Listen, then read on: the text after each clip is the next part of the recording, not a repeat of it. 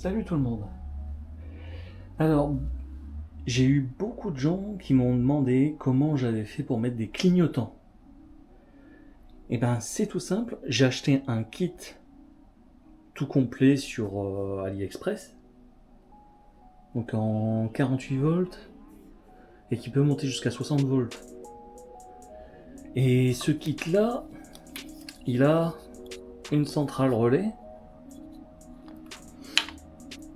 Et donc, pour alimenter tout ça, parce que là vous voyez, il y a les clignotants, il y a aussi à l'avant, et là on voit le câble d'ailleurs,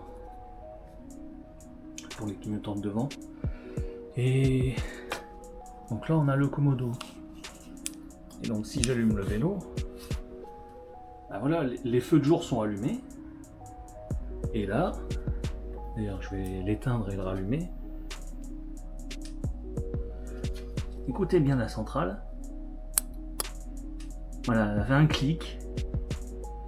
Et là, on entend bien le clic de la centrale là.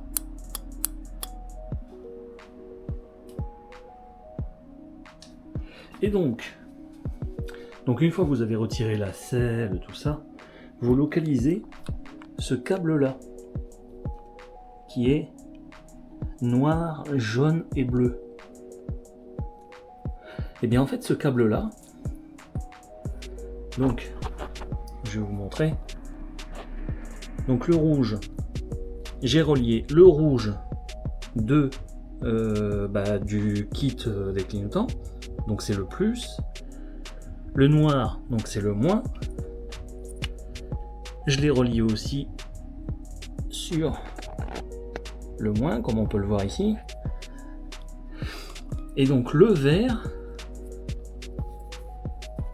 je l'ai relié sur l'autre bout du câble. Et donc là, si on regarde bien sur le moins, en fait il y a le moins du feu, enfin des feux, plus le moins des clignotants, donc qui sont branchés avec ça, avec un Wago. Et donc là, sur le plus, on a le plus des clignotants et le plus des phares. Comme ça, quand on allume le vélo, bah voilà, ça s'alimente directement, quoi. Donc il n'y a pas de truc hyper compliqué, quoi. Le seul truc que je vous conseille, moi, c'est que, parce que ce câble là, il part du contrôleur qui est là. D'ailleurs on peut le voir, c'est relié dessus, hein. Donc il part là quelque part là. Mais ce que je vous conseille surtout, c'est de ne pas couper côté contrôleur. Coupez bien le câble après la prise, en fait. Vous essayez de laisser un peu de marge, parce que si vous devez le recouper plus tard, ça sera mort, quoi. Donc, il y a juste à faire ça. Vous mettez après vos clignotants, tout ça. Donc après, vous mettez bien tout comme il faut. Donc les clignotants avec les supports comme j'ai acheté. À l'avant, c'est des supports différents.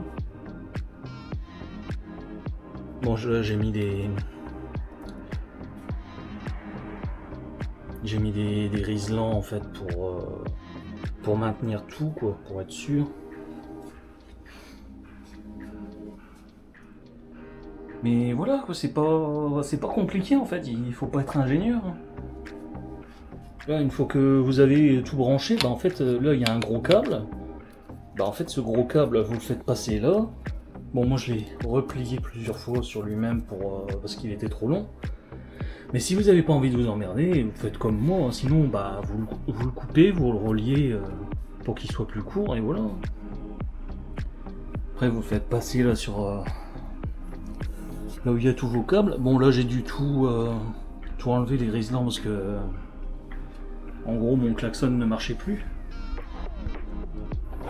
Parce que moi j'ai un klaxon de moto maintenant. D'ailleurs, je vais vous faire écouter. Voilà, c'est puissant. Oh, ça me fait mal aux oreilles. Donc voilà, ce klaxon là, qui était avant en fait sous la selle. Parce qu'avant c'était vraiment un tout petit klaxon de merde qui était sous la selle et donc du coup bah, tout était étouffé. Donc maintenant bah, j'ai tout déporté à l'avant, nickel. Et donc ça c'est pareil, regardez. Là c'est le câble de l'ancien klaxon. J'ai récupéré en fait le câble du klaxon directement. Je l'ai coupé, j'ai relié les fils du nouveau klaxon. Bon, j'ai remis du câble pour agrandir, quoi, mais voilà, quoi, ça parcourt tout ça et ça arrive là derrière. Et voilà. Là, j'étais en train de le remonter. Parce que je me suis rendu compte qu'hier, en fait, il marchait plus. Parce que j'avais fait un montage à blanc, en fait, et j'avais pas mis de cause dessus. J'avais relié directement les fils sur les bornes. Mais là j'ai tout refait avec des causes, tout ça, j'ai bien fait comme il faut. J'ai même mis de la gaine en fait, c'est du scotch tissu. J'en ai mis tout le long. Comme ça le câble est bien protégé. Et donc voilà. Là je vais tout remettre comme il faut, je vais remettre la selle. Et ça sera bon. Il n'y aura plus qu'à remettre les riselants.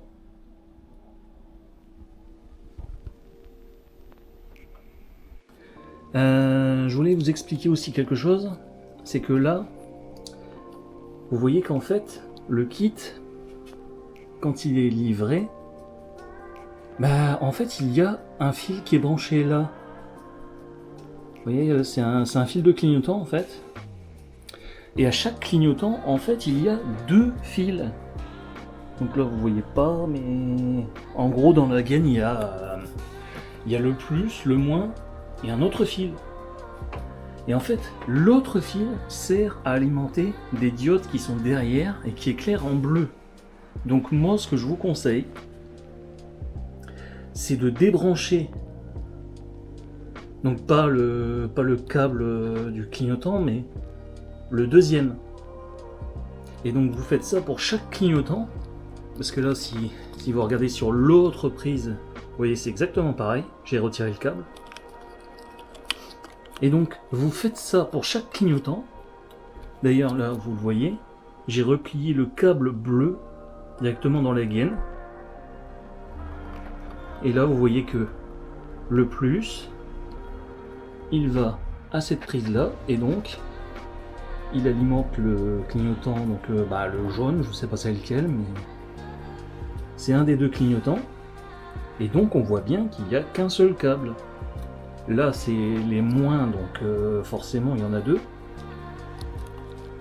Mais voilà, quoi, si vous le laissez brancher, vous allez avoir une lumière bleue qui va s'allumer sur tous les clignotants. Et bah en gros, c'est pas très légal, donc je vous conseille pas de le brancher. Parce que les clignotants, ça doit être orange et rien d'autre. Donc voilà. Bah oui, surtout, bon là je fais ça parce que je connais quoi, donc là je touche tout ça, mais en fait le vélo il est allumé. Hein. Mais moi ce que je vous conseille, c'est vraiment de faire ça avec, pas juste les batteries éteintes, hein. Vous retirez directement les batteries, et une fois que vous les avez retirées, vous allumez le vélo une fois pour bien vider les condensateurs qu'il y a dans le contrôleur, et comme ça vous êtes sûr qu'il n'y a vraiment pas de jus dans le vélo, parce que si vous prenez une châtaigne là, ça va vous faire mal. Donc voilà, si vous avez jamais touché à de l'électricité, surtout faites ça, au moins vous êtes tranquille. Une fois que vous avez tout branché, tout ça, vous testez en allumant le vélo, mais il n'y a rien de bien compliqué.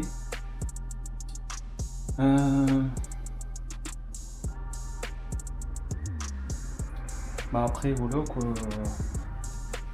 Moi je vous conseille de les mettre là, les clignotants à l'avant. Hein. De toute façon tous les liens sont en description. Donc vous pourrez trouver les petits supports comme ça aussi.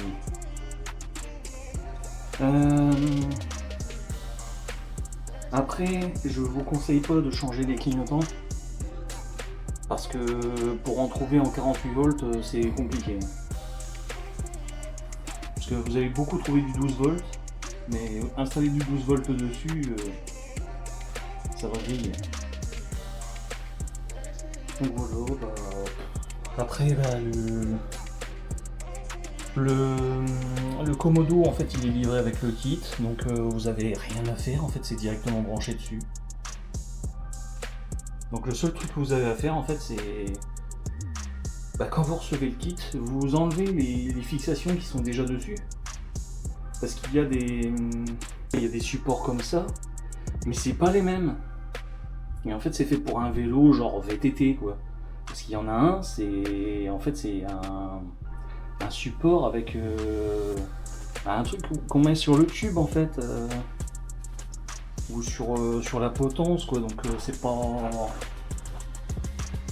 génial quoi, parce que sur un vélo comme celui-là vous pourrez pas. Donc le mieux c'est de mettre les mêmes supports que moi, au moins vous êtes sûr. Puis après pire celui-là il est simple, hein. Vous retirez la lumière, vous le mettez, vous resserrez la lumière et puis voilà que ça tient. Vous avez juste à serrer vos clignotants dessus. Et... Ah oui, puis, chose qui est bien. Voilà, ils sont flexibles. Donc si vous prenez un choc, voilà, ça marchera toujours. La preuve, hein. Et donc j'ai eu le temps de les tester et... là, même avec les pleins phares, hein, ça marche. Hein.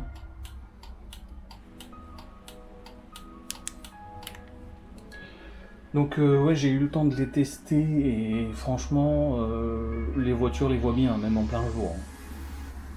À chaque fois, on me laisse passer, tout ça. Je ne me suis pas encore fait klaxonner ou quoi que ce soit. Donc franchement, c'est top. Niveau visibilité, ouais, il y a un gros gain. Et surtout en sécurité quoi, parce que bon, tout le temps tendre le bras à chaque fois, lâcher le guidon, c'est pas forcément l'idéal. Surtout quand vous êtes à un feu et que si vous êtes droitier et que vous devez lâcher la main, vous pouvez même pas accélérer, donc quand vous devez pédaler et que c'est un vélo qui fait genre 50 kg, c'est dur de se lancer des fois.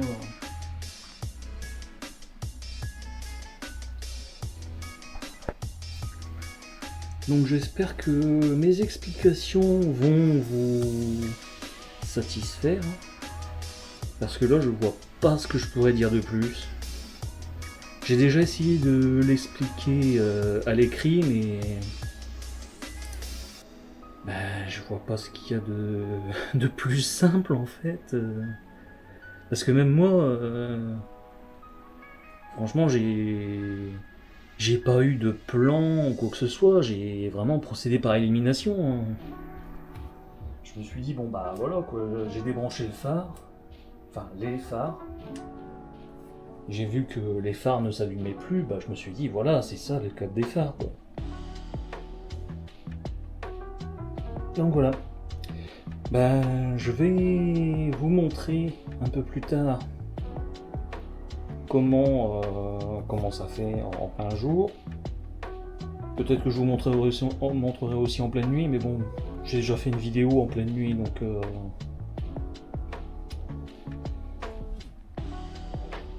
voilà.